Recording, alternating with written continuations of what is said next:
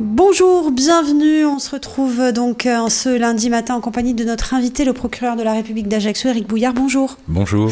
Voilà, Frédéric qui n'est pas avec nous ce matin. On le retrouvera peut-être tout au long de cette semaine, on verra. En tout cas, Éric Bouillard est avec nous. On va parcourir l'actualité en votre compagnie et on va écouter Maître Solacaro à propos de l'affaire de la Caravelle, donc 49e anniversaire de cette catastrophe et peut-être des choses qui avancent côté judiciaire. C'est là-dessus, bien évidemment, qu'on voudra avoir votre sentiment.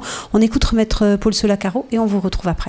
Les gendarmes invitent le juge d'instruction à présenter une requête au fin de déclassification d'un certain nombre de documents et donc la levée du secret défense et la communication de ces documents à l'institution judiciaire pour enquête. Et les enquêteurs, pendant les 2 années d'enquête, les dernières années d'enquête, se sont heurtés aux mêmes difficultés que les familles des victimes et l'association des familles des victimes, à savoir une espèce de mur, une sorte d'omerta, une volonté de ne pas tout dire ou en tout cas de dissimuler un certain nombre d'éléments, de documents ou d'informations. Et on leur a opposé le fait que certains documents dont ils demandaient la communication étaient susceptibles de ne pas être officiels, voire d'être couverts par le secret défense. Et ils en ont conclu que si l'on voulait aller de l'avant dans cette affaire, il fallait manifestement, mais c'est ce que les parties civiles et c'est ce que les familles des victimes ont toujours dit depuis pratiquement 50 ans, qu'il fallait lever le secret défense et permettre non seulement aux familles des victimes, mais aussi à l'institution judiciaire et au juge d'instruction saisi de ce dossier, de pouvoir consulter ces documents afin de s'apercevoir si oui ou non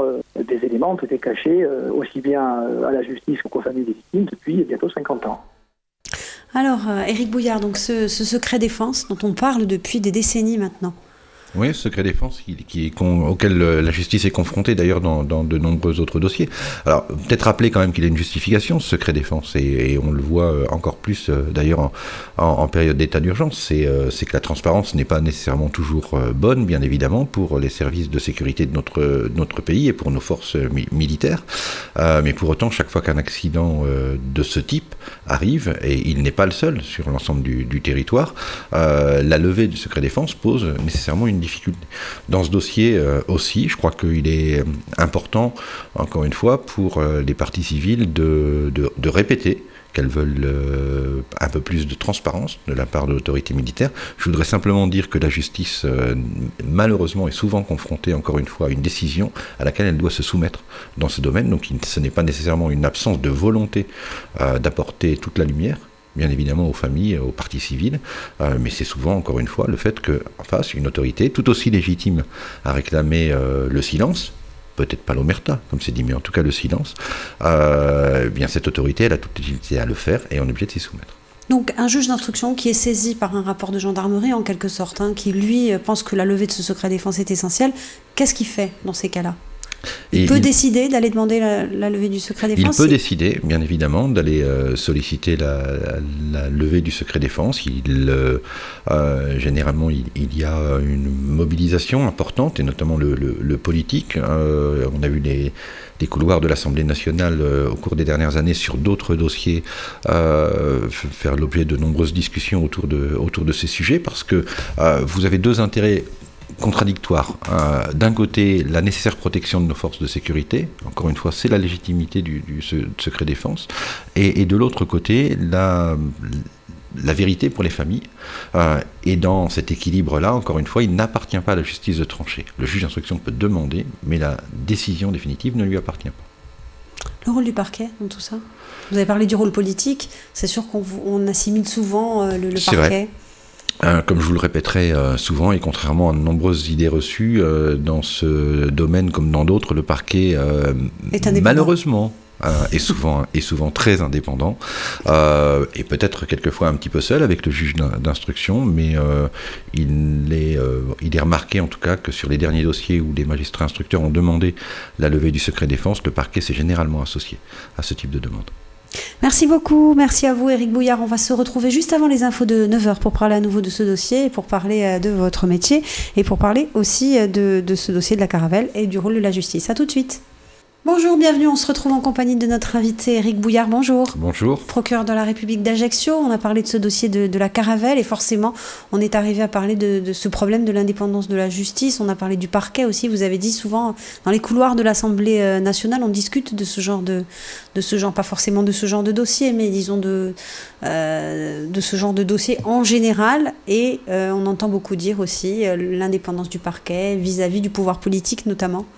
Oui, les discussions sont en cours. On peut espérer qu'elles avanceront. Encore une fois, sur certains points, il y a des opinions qui sont extrêmement divergentes, on le sait, sur le sujet de l'indépendance du parquet. Je crois qu'il faut bien distinguer la théorie et la pratique. Effectivement, en théorie, les débats s'orientent très, très classiquement et de manière un peu trop schématique, d'ailleurs quelquefois entre des procureurs qui seraient soumis à l'autorité politique d'un côté et de l'autre côté d'autres qui pensent que si l'indépendance se faisait, on aurait affaire à des petits roitelets qui pourraient chacun de leur côté faire ce qu'ils veulent de la justice. La vérité, elle est tout autre. Aujourd'hui, ce qui est sûr, c'est que la loi, mais pas la Constitution encore, c'est vrai, mais que la loi prévoit que les parquets ne reçoivent plus dans les dossiers individuels, et ça c'est important, d'instruction du pouvoir politique. Pour ma part, ça fait 25 ans que je suis magistrat du parquet, et je n'ai jamais reçu dans un quelconque dossier une quelconque instruction. Mais j'ai beau le répéter, personne ne veut me croire, parce qu'encore une fois, ça n'entre pas dans le schéma de pensée classique. L'objectif d'une réforme, c'est tout simplement peut-être de mettre en adéquation une pratique réelle aujourd'hui de l'indépendance des magistrats du parquet avec une constitution. Personne ne veut vous croire, mais il faut bien dire aussi que notamment vis-à-vis des juges d'instruction aussi, il y a souvent on ne va pas dire des frictions, mais il y a souvent des frottements entre le parquet et le juge d'instruction quant à une manière peut-être d'instruire une affaire aussi. Oui, c'est vrai. En même temps, si on pensait de la même manière, on accuserait la justice d'être du côté de la pensée unique. Donc l'autorité judiciaire, elle est faite de contre-pouvoirs internes, bien évidemment, qui sont censés aussi se contrôler. L'action du parquet est contrôlée dans de nombreux domaines par un juge du siège.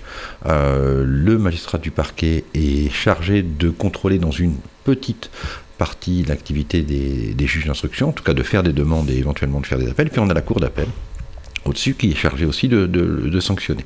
Vous avez aussi des frictions très régulières d'ailleurs entre certaines positions de juges d'instruction et les tribunaux correctionnels ou les cours d'assises qui ont à juger leur dossier derrière. C'est ça l'autorité judiciaire. Tout le monde n'est pas d'accord nécessairement, encore une fois, sur le fond d'un dossier. Alors le terme de friction est encore une fois peut-être adapté à certains dossiers exceptionnels, encore une fois, mais je vous rassure, en général, ça se passe malgré tout plutôt bien. La justice, c'est aussi un lieu d'échange entre personnes raisonnables. Le fait qu'il y ait par exemple un parquet antiterroriste, des parquets, on va dire, d'exception, comme certains les ont définis, vous estimez que c'est une nécessité? Bon, aujourd'hui, c'est vrai qu'on est dans un état d'urgence, donc il y a tout ça qui entre en ligne de compte aussi, mais est-ce que souvent ça n'est pas une manière aussi de faire certains amalgames? On l'a vu dans le fichier Fidjet, par exemple, avec un parquet unique antiterroriste et qui ne distingue pas à cet intérieur-là. C'est difficile de distinguer les actions violentes toujours en fonction uniquement non pas de leur mobile, puisque bien évidemment quand un mobile est terroriste, c'est ce qui va justifier la saisine du parquet de Paris et des juges d'instruction et de la juridiction de jugement spécialisée à Paris, mais de l'origine en réalité de l'acte de terrorisme. C'est pourtant un petit peu ce qui se passe effectivement aujourd'hui, puisque on sait que ces juridictions d'exception, on va pas dire l'inverse, historiquement, il y en a toujours eu. On a cité les juridictions d'exception de la Deuxième Guerre mondiale, celle d'après la Deuxième Guerre mondiale, celle d'après, pendant la guerre d'Algérie. On les a, bien évidemment, les a citées. Et quand les actions violentes en Corse, en Bretagne, au Pays Basque se sont déroulées, ces juridictions, encore une fois, ont été amenés à être saisis. Et puis, dans les années 80, quand le terrorisme issu du Moyen-Orient est venu commettre des actions violentes sur le sol français, on a vu naître, encore une fois, ce parquet antiterroriste qui a eu vocation à couvrir l'ensemble du champ, sans distinction, encore une fois, de savoir si on avait affaire à un Corse, les choses très clairement, à un Basque ou à un Iranien venu commettre un acte sur le sol français. Ce sont ces discussions-là, encore une fois. Mais la loi est la même pour tout le monde, bien évidemment, sur le sol. C'est quelquefois, on le sait bien et on l'entend, ce qui est difficile à accepter, mais c'est pourtant la loi. Merci beaucoup. Merci, on va se retrouver dès demain pour un nouveau thème d'actualité. À demain. À demain.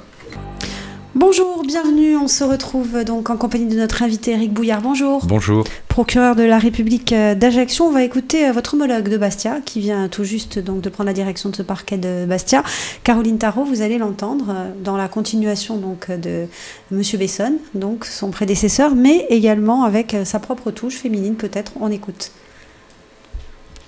Mon action s'inscrirait dans la lignée de mes prédécesseurs, dans le strict respect de la politique pénale territoriale pour la Corse, notamment du 23 novembre 2012. Je pense que vous avez entendu ces éléments. Je me suis positionnée également en chef de parquet. C'est un des objectifs qui est fixé par la circulaire de politique pénale territoriale pour la Corse, qui a justifié le maintien d'un pôle économique et financier régional à Bastia. Vous m'avez entendu également développer les relations, ou en tout cas maintenir les bonnes relations qu'il existe avec différents partenaires. J'ai parlé de la coordination, j'ai parlé de la Chambre régionale des comptes, des parquets extérieurs, comme le parquet bien évidemment de la GIRS de Marseille, le parquet national financier. Voilà le sens de mon action à venir. C'est un poste particulier en ce que c'est un magnifique poste. Voilà en quoi il est particulier. Magnifique parce que forcément c'est un poste que j'ai demandé, comme mes prédécesseurs également l'avaient fait, et que c'est un poste qui, à mon sens, est extrêmement intéressant compte tenu de la diversité des actions à mener, et c'est en cela qu'il est magnifique. C'est souvent très différent d'une juridiction à une autre, ce qui fait également la richesse de nos métiers, de pouvoir travailler différents contentieux et de pouvoir s'adapter aussi à différentes juridictions.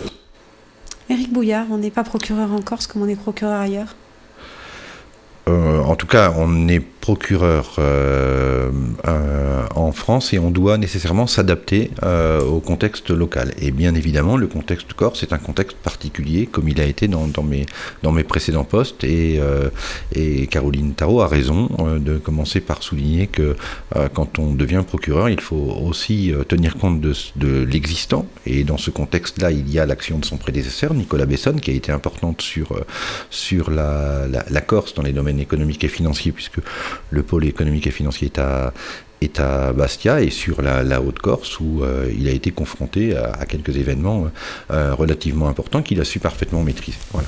Donc ça fait partie du contexte, bien évidemment. Et le contexte corse, il est aussi très particulier parce qu'il est marqué par un certain type de délinquance qu'on ne retrouve pas nécessairement partout sur l'ensemble du territoire national, une délinquance moyenne qui est somme toute globalement maîtrisée, et puis quelques faits de délinquance du haut du spectre, comme on dit, qui sont un peu plus marqués qu'ailleurs et qui demandent, dans le domaine bien évidemment des attentats, des homicides ou tentatives d'homicide, des extorsions, des atteintes à la probité, aussi une grande vigilance de la part des parquets. C'est en cela que c'est très particulier, et c'est en cela qu'elle a raison de prendre, mais elle a pris très vite toute la mesure de ce poste. De ce poste-là.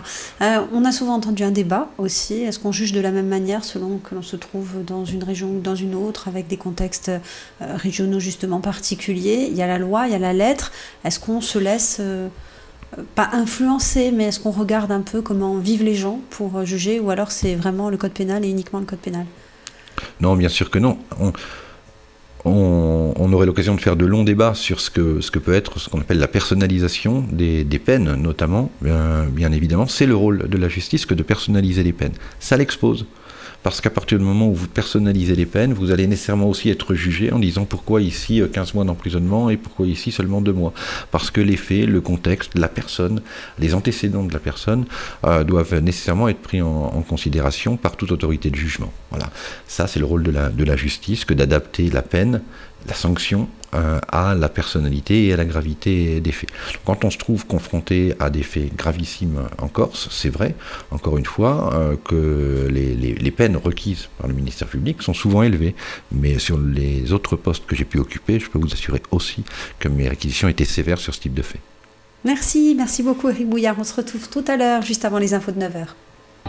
Bonjour et bienvenue, on retrouve notre invité Éric Bouillard. Bonjour. Bonjour. On se retrouve donc pour parler, on a écouté Caroline Tarot dans la première partie de cette émission Osguard. Elle a beaucoup parlé du pôle financier, du parquet financier, de tous ces liens, de la GIRS, donc la juridiction interrégionale spécialisée de Marseille, qui est spécialisée un peu justement dans ces affaires financières. Ça veut dire qu'il y a une vraie délinquance financière aujourd'hui en Corse? En tout cas, il y a des attentes de la population. C'est aussi ce qui doit guider notre action. C'est les attentes de la population sur ce type de faits qui sont aujourd'hui devenus insupportables à nos concitoyens et sur lesquels on doit être sans concession. On a vu, notamment à Bastia, des élus jugés pour des problématiques financières. C'était un peu nouveau. En tout cas, personne n'est à l'abri, bien évidemment. Je suppose que, ne connaissant pas les dossiers, s'ils ont été jugés et pour certains déclarés coupables, c'est sans aucun doute que le fond du dossier contenait quand même quelques éléments qui permettaient au tribunal de le dire. Mais certains dossiers sont encore en attente d'appel, donc je n'irai pas plus loin dans mon propos. Oui, personne n'est à l'abri. C'est aussi un élément rassurant, encore une fois, sur le fonctionnement de la justice. Vous avez dit c'est une attente de la population sur ces dossiers financiers notamment, sur ces, on peut penser des escroqueries mais à grande échelle et effectivement. On a entendu des termes beaucoup plus graves concernant la Corse à propos de cette problématique financière. Vous y adhérez ? Moi, j'adhère pas aux images et aux a priori qui peuvent être portés sur une population, un endroit donné en fonction de son origine, encore une fois, qu'elle soit corse ou pas. La question, c'est la réalité du terrain.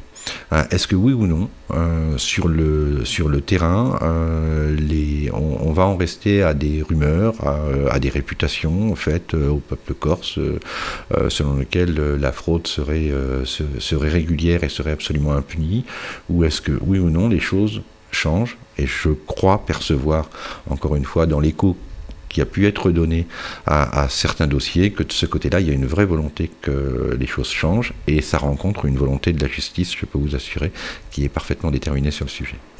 Ces rumeurs, comme Manuel Valls, par exemple, il y a quelques années, vient encore, parle donc d'une population évidemment toute corrompue, y compris du côté des notaires, y compris du côté d'une population qui serait complice de tout ça. Vous, ça vous choque ? Ce dont je vous parle, c'est d'a priori, encore une fois, et la justice ne se nourrit pas d'a priori. Et on essaie d'être ce que l'on est. On est aussi des hommes et des femmes, bien évidemment. Je sais que Nicolas Besson vivait dans sa ville, comme tout citoyen, comme je le fais à Ajaccio, et je crois que Caroline Tarot va faire très exactement la même chose, et qu'on est au contact de la population corse. Donc on sait que ces réputations-là, encore une fois, n'existent pas. Comme pour d'autres, encore une fois, qui seraient tous alcooliques ou qui seraient tous fainéants, ça n'existe pas. Ça vaut pour les Corses aussi. On l'a souvent entendu. Oui, on l'a entendu aussi, mais on l'a entendu d'autres, bien évidemment. Je crois que c'est pas de ça dont on se nourrit de faits. Est-ce que oui ou non, il y a des faits, et c'est à cela que la justice s'attaque. Le nouveau ministre de la Justice, justement, la nouvelle politique qui va être engagée, ça vous inspire quoi ? En l'état actuel, je ne pense pas qu'il y ait de modification majeure de la politique pénale, en tout cas en ce qui concerne la Corse. Voilà. Pour le reste, je n'ai pas de jugement à porter sur les instructions générales qui, cette fois-ci, sont admises de politique pénale. Si de nouvelles instructions générales arrivent, on les appliquera, bien évidemment. Merci beaucoup, Éric Bouillard. Merci. On va se retrouver demain. Bonjour et bienvenue, on retrouve notre invité en ce mercredi matin, Éric Bouillard. Bonjour. Bonjour. Procureur de la République d'Ajaccio. On va écouter le recteur d'académie, Philippe Lacombe, qui va parler des priorités, quelques-unes des priorités éducatives pour la Corse. Ce sera l'occasion de parler avec vous justement de cette politique en faveur de la jeunesse. À tout de suite. On a des priorités sur lesquelles nous sommes intransigeants, et au niveau national et au niveau académie, le soutien à toutes les situations de handicap pour les enfants et dans notre académie pour aussi les adultes, c'est important, c'est essentiel. Nous avons aussi des engagements, et il ne s'agit pas d'en faire simplement des combats théoriques. Le soutien à l'éducation prioritaire dans l'académie de Corse, c'est aussi le soutien aux territoires ruraux. Donc là-dessus, intransigeance totale. Je vous rappelle que je ne parle que des contrats aidés au sein du système éducatif, c'est-à-dire avec des tâches d'accompagnement, d'éducation. Enfin, le numérique et l'animation. Aujourd'hui, des plateformes numériques reposent sur des contrats aidés que nous souhaitons reconduire. Alors, Éric Bouillard, donc justement, évidemment, les contrats aidés qui sont amenés à disparaître et qui pourraient mettre en péril un petit peu ces priorités éducatives. Tout ça pour parler justement de cette politique en faveur de la jeunesse. Aujourd'hui, c'est une priorité que de parler pour vous aussi, en tant que procureur que vous êtes, de cette politique en faveur de la jeunesse. Bien sûr, parce qu'il ne faut pas oublier que bien qu'encore une fois, on ait affaire à une politique pénale marqué en Corse, on répond toujours aux mêmes exigences que sur l'ensemble du territoire national, et en matière de prévention de la délinquance ou de protection de la jeunesse, ce sont les mêmes critères qui s'imposent à nous. Les derniers mois ont marqué d'ailleurs une légère hausse de la délinquance des plus jeunes, et aussi en même temps une apparition de cas d'assistance éducative, comme on dit, un peu plus important, qui nécessite que, avec le conseil départemental, avec la protection judiciaire de la jeunesse, en lien bien évidemment avec le juge des enfants, le parquet d'Ajaccio participe à cette politique de prévention de la délinquance, mais pas uniquement, encore une fois, de protection de la jeunesse. C'est une question aussi que j'ai abordée d'ailleurs au sein de la commission violence, puisque j'y ai été invité par la CTC, et j'ai pu rencontrer les élus qui sont très sensibilisés à la question, et avec lesquels, encore une fois, nous espérons travailler. Quel type de délinquance aujourd'hui pour les jeunes? Vous avez dit une légère augmentation, ça concerne quel fait par exemple? La légère augmentation est peut-être faite d'ailleurs à quelques crises que l'on a pu connaître récentes. Je pense notamment au cocktail Molotov jeté sur les policiers qui ont entraîné quelques interpellations de plus jeunes, bien évidemment, mais au-delà de ces faits, on constate effectivement que pas uniquement à Ajaccio, sur les secteurs ruraux aussi, et le recteur a effectivement bien fait d'attirer l'attention sur l'ensemble des secteurs ruraux. Il y a une vigilance à avoir sur des petits faits, quelquefois qui sont plus tout à fait des incivilités, pour dire les choses très clairement, qui sont des actes de délinquance, et qu'on doit stopper très très vite pour pouvoir permettre, en tout cas à ces jeunes, de sortir du chemin, en tout cas, qu'ils s'apprêtaient à prendre. Le rural est touché aussi, donc le rural est touché aussi, bien évidemment. Je parlais très rapidement du dernier dossier, mais ça concerne à la fois un peu le Sartenay, un peu la région de Porto Vecchio, donc tout le monde est concerné. Merci beaucoup Éric Bouillard. On va se retrouver juste avant les infos de 9h pour parler de cette politique en faveur de la jeunesse, et notamment autour des stupéfiants. On va essayer d'avoir votre avis là-dessus. À tout de suite. À tout de suite. Bonjour et bienvenue, on se retrouve en compagnie de notre invité, le procureur de la République d'Ajaccio, Éric Bouillard. Bonjour. Bonjour. On se retrouve donc juste avant le grand rendez-vous des infos de 9h. Cette protection de la jeunesse, elle passe notamment peut-être par une sensibilisation aussi. On entend dire, pareil aujourd'hui, que de plus en plus de jeunes sont en contact avec des produits stupéfiants, sont en contact avec la drogue, et parallèlement la question que fait la police, que fait la justice face à tout ça? C'est un peu la question que les parents se posent, que les éducateurs se posent aussi. Est-ce que c'est une réalité aujourd'hui que cette drogue en Corse? Est-ce qu'il y a suffisamment de services qui sont mobilisés dessus? Oui, encore très récemment, bien évidemment, des individus impliqués dans un trafic de stupéfiants ont été déférés et écroués. Je crois qu'on est en très très forte augmentation sur les interpellations dans les trafics de stupéfiants et en saisie. C'est la preuve que la Corse, bien évidemment, n'est pas protégée, loin de là. Là aussi, c'était une idée un peu reçue il y a quelques années qu'en Corse il n'y avait pas de stupéfiants, et malheureusement, encore une fois, les enquêtes judiciaires ont permis de démontrer que personne n'est protégé de malfaiteurs qui veulent tout simplement trouver un commerce. Et nous, on a l'obligation à la fois de lutter contre ce trafic illicite, bien évidemment, mais aussi en même temps, et ça rejoint la protection des plus jeunes et des plus influençables, d'éviter, pour des raisons de santé publique, pour des raisons d'insertion dans la société, pour des raisons tout simplement de respect de la loi aussi, quelquefois chez ces plus jeunes, d'intervenir au plus tôt.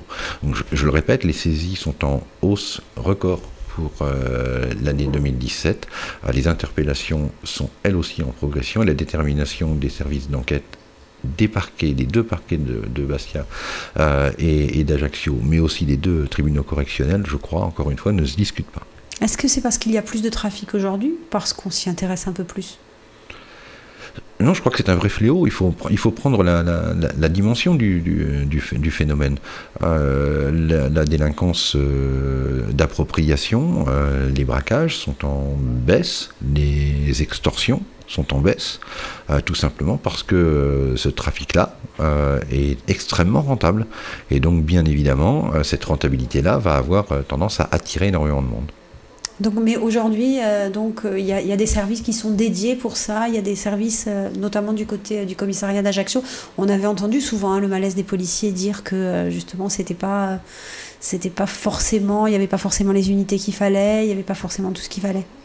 Il y a une difficulté importante de longue date, bien évidemment, sur les effectifs, et je sais par ailleurs que la préfecture veille à maintenir les effectifs malgré les politiques de réduction qu'on connaît dans la fonction publique en général, et je sais aussi, et je peux vous dire que la directrice départementale de la sécurité publique a réorganisé, bien évidemment, son service pour faire en sorte de s'adapter à cette délinquance qui n'est pas uniquement de quartier, qui concerne essentiellement les quartiers à Ajaccio, mais les services de gendarmerie à Porto Vecchio, à Sartène et à Ajaccio ont eux aussi, malheureusement, dans ce domaine-là, de très très beaux résultats, preuve encore une fois que le phénomène est d'ampleur. Quel type de produits stupéfiants circulent en Corse ? Tous, mais essentiellement du cannabis et de la cocaïne très tôt. On voit des jeunes qui n'ont jamais touché du cannabis ou très très peu, qui commencent très très rapidement avec ce que l'on appelle habituellement des drogues dures. Encore une fois, même si je ne pense pas qu'on puisse faire de distinction entre les différentes drogues, et ça doit nous interpeller, bien évidemment, sur l'urgence de la situation. Merci beaucoup Éric Bouillard. Merci, on va se retrouver demain pour une nouvelle thématique. Bonjour et bienvenue si vous nous rejoignez. Bonjour à notre invité Éric Bouillard. Bonjour. Bonjour, procureur de la République d'Ajaccio. On va écouter Gilles Simeoni, le président du conseil exécutif de Corse, à propos de l'affaire dite de Rondinard à des villas Ferrac, qui in fine n'ont pas été détruites, même si une décision de justice a contesté leur légitimité. Mais le propriétaire a été uniquement condamné à verser une amende. Vous allez entendre le président du conseil exécutif, justement, quand même un petit peu remonter, notamment contre les services de l'État. À tout de suite.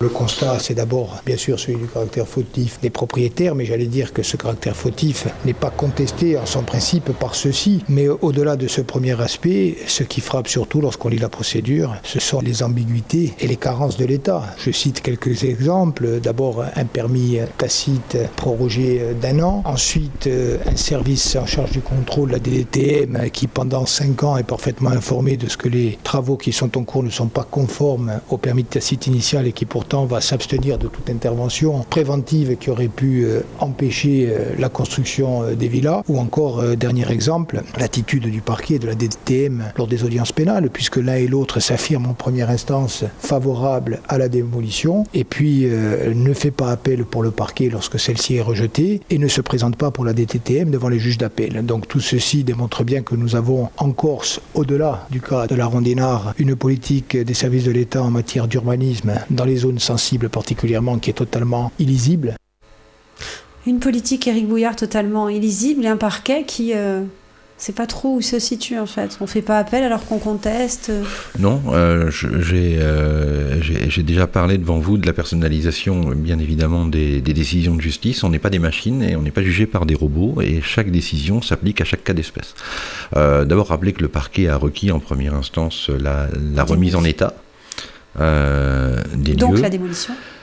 Donc la démolition partielle, et c'est aussi en cela que c'est une difficulté dans le dossier en question, qui n'a pas été retenue pour des raisons qui avaient été exposées d'ailleurs par la défense, à savoir le caractère difficile de cette remise en état d'une part, et d'autre part le risque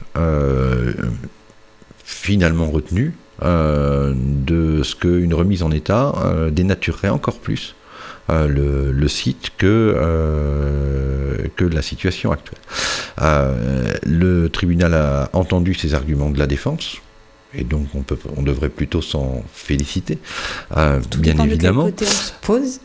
Oui, mais généralement on s'en féliciterait plutôt que la défense soit entendue par le tribunal, et le tribunal a décidé de ne pas ordonner la remise en état, mais de prononcer le maximum de la peine d'amende. Le parquet a été confronté à cette décision en disant est-ce qu'on fait appel ou pas, voilà. Parce que la politique elle est claire, elle est très lisible, encore une fois, sauf cas particulier, et c'est un cas particulier, expliqué encore une fois par les travers d'une éventuelle remise en état que la défense avait souligné. Hormis ces cas particuliers, le parquet demande systématiquement la remise en état dans tous les dossiers de ce type, ne l'obtient pas toujours, d'ailleurs. Mais c'est pas autant médiatisé parce que c'est pas toujours, encore une fois, le même type de dossier.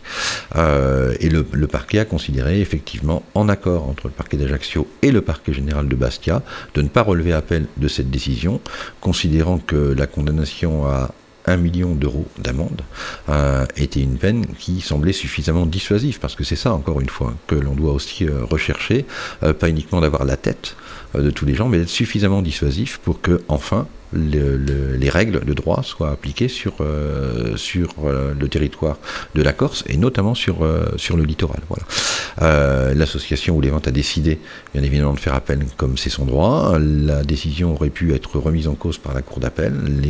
La juridiction de la Cour d'appel, de manière totalement indépendante, encore une fois, a pris la décision de confirmer la décision de première instance. Voilà, j'ai peu de commentaires à faire. Je ne crois pas que dans ce dossier, ni le tribunal correctionnel d'Ajaccio, ni la Cour d'appel aient mis en cause les services de l'État pour avoir manqué à leur devoir au cours de ce dossier. La question qui est apparue secondairement est la personnalité du propriétaire. Je peux vous assurer encore une fois que cette personnalité-là n'était même pas, encore une fois, connue du parquet au moment où la décision a été prise. Voilà, je vous le dis très clairement, même si là aussi, je risque d'entendre des avis contraires. Voilà, ça peut faire sourire aussi. Merci beaucoup Éric Bouillard, à tout à l'heure. Bonjour et bienvenue, on se retrouve pour la seconde partie de Sguard en compagnie d'Éric Bouillard. Bonjour. Bonjour. Procureur de la République d'Ajaccio, on parlait de Sevilla Ferracci, donc de cette affaire de la Rondinard, puisque c'est devenu maintenant une véritable affaire. Vous avez dit que le parquet n'a pas fait appel, parce qu'on a jugé que la condamnation était suffisamment dissuasive. Dans l'opinion publique, ça n'a pas été perçu de cette façon. Oui, mais on peut concevoir encore une fois que l'opinion publique ne le partage pas. En tout cas, une partie de l'opinion publique ne le partage pas. On entend encore une fois tous les arguments. Chaque magistrat décide en son âme et conscience, encore une fois, même si dans ce dossier, on s'est encore une fois concerté. Mon collègue qui avait requis la remise en état et moi, je me suis concerté aussi. Nous sommes concertés avec le parquet général pour qu'on ait une position cohérente tant devant le tribunal correctionnel que devant la juridiction d'appel. Je peux comprendre encore une fois qu'on ait des avis divergents, mais il se trouve que reconnaître l'indépendance de la justice, c'est aussi reconnaître qu'après tout, le magistrat a une décision qui ne va pas nécessairement plaire à tout le monde. Est-ce que c'est pas un peu facile, le pouvoir de l'argent, on construit, puis après de toute façon on n'a pas de démolition derrière, et puis une amende, de toute façon à ce stade-là, c'est une amende qui, somme toute, est très importante, peut-être pour le commun des mortels, mais peut-être pas dans ce cas-là. Je sais qu'elle est extrêmement importante, puisque c'est l'amende maximum, encore une fois, qui a été prononcée par le tribunal correctionnel d'Ajaccio et confirmée par la cour d'appel. Est-ce que l'argent est facile? Oui, l'argent est toujours plus facile pour commettre des infractions, bien évidemment, et notamment de ce type. Il est assez rare que des gens à faible revenu puissent construire de grandes villas autour, donc on a souvent des gens aisés qui sont concernés. C'est aussi peut-être tout le discernement dont on doit faire preuve. Quand je vous parlais de personnalisation des peines, une amende d'1 million d'euros n'aurait certainement pas été prononcée contre une personne à petit salaire, c'est évident. Est-ce qu'on n'aurait pas pu anticiper tout cela avec des contrôles plus réguliers? Sans aucun doute, encore une fois, mais je ne suis pas là pour parler de l'action de l'État. Je crois que seul le préfet peut le faire. Ce que je peux vous dire, c'est que nous rencontrons régulièrement les différentes autorités. Bien évidemment, nous avons des échanges. Il y a aussi des échanges entre les services d'enquête et les maires, et que dans ce domaine-là, pour en avoir récemment discuté avec le préfet de région, je crois, encore une fois, que le respect des règles d'urbanisme, même si cette décision peut apparaître insatisfaisante à certaines personnes, le respect de ces règles d'urbanisme reste une priorité absolue sur la Corse. Et est-ce que justement de ces problèmes d'urbanisme, d'aménagement du territoire en général, ne découle pas une autre problématique de délinquance plus générale, plus globale? Est-ce que vous êtes aperçu de ça ou pas du tout? D'occupation, oui. On parle beaucoup de spéculation aujourd'hui, pour employer le mot, et forcément ça engendre peut-être un autre type de délinquance derrière.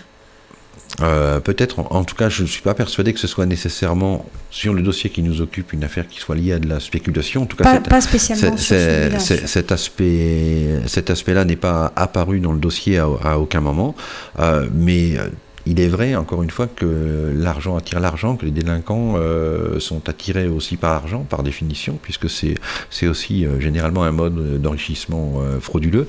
Donc oui, on a dans ce domaine-là peut-être aussi une délinquance associée, mais elle n'est pas flagrante dans le domaine de l'urbanisme. Merci beaucoup Éric Bouillard, merci, on va se retrouver demain pour un nouveau rendez-vous, le dernier de la semaine, et puis n'oubliez pas que vous pourrez retrouver l'intégralité de cette émission sur le www.alta-frequenza.corsica. À demain. Bonjour et bienvenue, dernier rendez-vous de la semaine en compagnie de notre invité. Bonjour Éric Bouillard. Bonjour. Procureur de la République d'Ajaccio. On va entendre le colonel Bruno Maestracci, donc, qui est à la tête du Centre départemental d'incendie et de secours de la Corse du Sud. Il nous parle d'une crise des vocations, en fait, chez les pompiers volontaires, mais ce sera pour nous aussi l'occasion d'évoquer les gros incendies de cet été et des incendies qui continuent. Si notre terre brûle et que si tout le monde s'en complaint, je pense que c'est du devoir de tout le monde, de chaque Corse, qu'il soit homme ou femme d'ailleurs, de rejoindre les sapeurs-pompiers. Parce qu'il faut qu'on sache qu'au sein du corps de sapeurs-pompiers de la Corse du Sud, comme d'ailleurs en Haute-Corse, pour nous il y a plus de 100 saisonniers qu'on fait venir du continent et qui éteignent les feux chez nous en Corse. Et nous on se complaint a nostra terra bruge. Pour mica continua così, via di Uvranco, aveva bisogno di voi deli. Ça s'est dégradé au fil des ans, oui et non, parce qu'il est vrai que bon, la Corse, ça reste quand même une destination privilégiée et que nos saisonniers s'y retrouvent quelque part. D'abord parce qu'ils viennent et ils vont prendre des gardes, mais aussi parce qu'ils vont un peu profiter de la Corse. C'est pas totalement désintéressé, c'est pas uniquement, je pense que si la Corse était en nord de la Norvège, on aurait peut-être moins de candidats. Mais par contre, ce qui est triste, et je comprends, à la fois je le déplore, mais à la fois je peux le comprendre, c'est que économiquement, je comprends qu'un jeune sapeur corse, l'été préfère aller faire une saison sur la plage plutôt que d'éteindre le feu. Maintenant, sur la plage, on gagne de l'argent, et quand on va sur les feux, on crée du sens à sa vie, et on protège un patrimoine qui est pas à soi uniquement, mais qui est pour tout le monde. Alors je pense qu'il faut qu'on pense un peu plus collectif. Et ça, c'est une réalité pour nous. Éric Bouillard, tout d'abord sur cette problématique-là, penser un peu plus collectif. Vous avez ce sentiment, vous ? Réflexion parfaitement partagée. En ce qui me concerne, c'est vrai qu'aujourd'hui, avoir une vocation de service public, ça rapporte beaucoup moins que commettre des actes de délinquance par moment, ou même tout simplement aller travailler sur la plage. Mais je crois que ce qu'il faut faire, c'est effectivement repenser collectif et repenser que le service public, c'est l'aide à tous et c'est quel qu'en soit le métier qu'on fait, encore une fois, c'est un sacré beau métier que de servir les autres. Alors, servir les autres, notamment, on l'a vu avec les sapeurs-pompiers, de gros incendies cet été, encore, sur l'ensemble du territoire d'ailleurs. C'est vrai que de très nombreuses mises à feu, très souvent criminelles aussi, et pas beaucoup de retours du côté judiciaire. En tout cas pas encore, bien évidemment, puisque les deux interpellations dans des dossiers qui sont vraiment très particuliers ne correspondent pas à des incendiaires en série, comme on peut le penser, mais c'est vrai que dans deux zones du territoire, et notamment au nord d'Ajaccio, on sait qu'on a eu affaire à des séries d'incendies criminels. Je peux vous dire qu'aujourd'hui encore, les équipes y travaillent, bien évidemment, qu'il s'agisse du commissariat de police d'Ajaccio ou de la compagnie de gendarmerie d'Ajaccio ou celle de Porto Vecchio pour le sud, pour les derniers, et que on espère toujours dans ce domaine-là que le travail va payer, mais en tout cas le travail se fait, c'est prioritaire.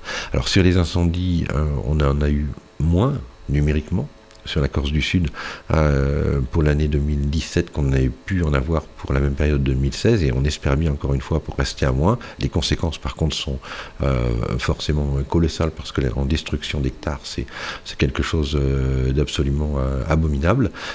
C'est donc encore une fois une affaire prioritaire que d'élucider ces faits pour que nous soyons à l'avenir, et notamment sur la saison prochaine, protégés. Élucider ces faits donc avec des enquêtes sur le terrain, avec des Oui, d'abord parce que ce sont des enquêtes extrêmement difficiles, vous le savez bien, on est dans une période où la Corse est particulièrement visitée, on doit faire des contrôles sur des milliers de personnes qui sillonnent le territoire en question, ensuite parce qu'on est dans des zones qui sont souvent à l'abri du regard, et puis enfin parce que le feu détruit souvent tout, y compris toutes les traces. Donc on sait qu'on est devant des affaires les plus difficiles, mais si on y travaille encore, c'est parce qu'on a des éléments à exploiter et qu'on ne désespère jamais. Effectivement, on en reparlera, Éric Bouillard. À tout à l'heure. À tout à l'heure. Bonjour, ravi de vous retrouver pour cette seconde partie d'Ousguard en compagnie de notre invité Éric Bouillard. Rebonjour. Rebonjour. Les incendies en Corse, on rappelle que vous êtes le procureur de la République d'Ajaccio. On va parler de 2 incendies particuliers, plus particulièrement un même. C'est celui qui s'est déroulé en début d'été du côté de Bonifacio avec la polémique autour cet incendie a-t-il été déclenché ou pas par des militaires, avec aussi des manœuvres qui étaient prévues d'ici le mois d'octobre, toujours dans un autre secteur, mais avec cette forte chaleur. Où est-ce qu'on en est aujourd'hui de cette enquête ? Ces enquêtes se poursuivent. D'abord sur l'origine en ce qui concerne Bonifacio. Je ne vous parlerai bien évidemment pas du projet de manœuvre qui concerne la Haute-Corse, mais oui, sur Bonifacio, l'origine elle est connue. Malheureusement, encore une fois, c'est un exercice de destruction, comme on en fait régulièrement, fait sans doute au plus mauvais moment, puisqu'on sait que la sécheresse a été très rapide, et malgré les mesures qui avaient été prises, encore une fois, cet incendie s'est déclaré, preuve qu'elles étaient relativement insuffisantes. Des mesures de protection ont été prises, les gendarmes quadrillaient le territoire pour éviter qu'on ait des blessés, les pompiers étaient présents sur place dans l'hypothèse où on ait un début d'incendie, et pour autant, encore une fois, on a une destruction majeure sur le secteur, donc il y a une enquête pénale, non pas portant sur un incendie volontaire, mais encore une fois sur un incendie involontaire, ce qui peut aussi relever du pénal. Les projets de manœuvre sur la Haute-Corse, justement ? Tout doit s'inscrire, encore une fois, dans ce qu'on appelait avant le principe de précaution. Je crois aussi que c'est important. Après, ces décisions-là ne relèvent pas de moi. Je ne crois même pas qu'elles relèvent nécessairement du préfet de Haute-Corse. Je crois qu'elles relèvent des autorités militaires. C'est important que les politiques locaux les sensibilisent, tout en rappelant, comme on a pu le faire malheureusement sur le secret défense, que la décision finale ne nous appartient pas. Il y a des incendies qui attirent aussi particulièrement l'attention. Il y en a eu 2 durant l'été. C'est autour des centres de traitement des déchets. On a vu Tragone, Aguillon. Est-ce que ça a des liens entre eux ? Est-ce que vous avez pu établir les pistes des liens ? En tout cas, il faut vérifier d'abord, l'origine accidentelle ou criminelle de l'incendie, et ensuite essayer de déterminer le mobile. Quand un incendie se déroule, on nous propose, quand on entend des témoins, beaucoup de mobiles, et c'est aussi une des difficultés pour les enquêteurs. Ça peut en faire partie, bien évidemment, mais aujourd'hui, c'est pas vérifié. Et du côté vous nous avez dit, il y a des enquêtes qui pourraient aboutir sur certains autres incendies. Oui, mais je ne vais pas nécessairement vous en dire plus, parce que j'ai eu récemment de bonnes nouvelles, en tout cas quelques espoirs, et je pense qu'on va essayer de les convertir. En tout cas, je veux vous assurer que toutes les pistes sont exploitées, que ce sont des dossiers prioritaires. Merci beaucoup, merci à vous d'avoir passé toute cette semaine en notre compagnie, donc sur Radio Alta Frequenza. Bien, on va vous retrouver malheureusement au fur et à mesure des faits d'actualité, on va dire, sur la Corse. Est-ce que vous avez pour cette année qui s'entame, cette année scolaire qui s'entame, des priorités au niveau du parquet d'Ajaccio ?